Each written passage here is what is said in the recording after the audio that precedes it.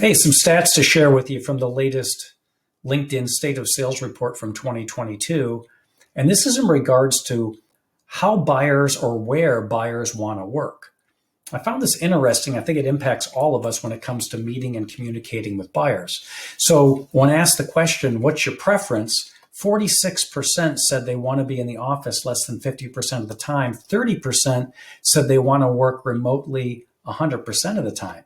So 76% of the buyers want to be there never or less than 50% of the time. So here we are in selling. We're trying to engage 7 to 10 decision makers in the average process, the buyer being one of them. What's the likelihood that we're going to make a site visit or an office visit or some kind of trip or some kind of face-to-face meeting and get everybody involved, especially when buyers are very clearly saying that they don't want to be in the office as their preference? And not only that, they're saying that 55% anyway, that say that remote is a better environment for buying. And it's reflected in job postings.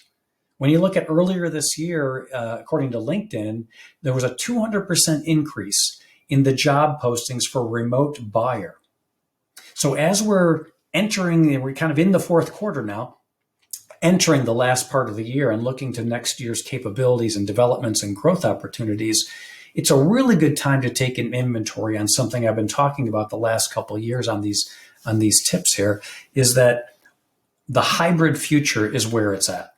I've got to be equally good for that 50% of the time they might be in the office, or the once in a while I might get them face to face in a room. I have to be equally good at that as I am on a remote engagement using Zoom or Teams or WebEx or whatever the communication channel is, in addition to pre-recorded video, in addition to email and phone.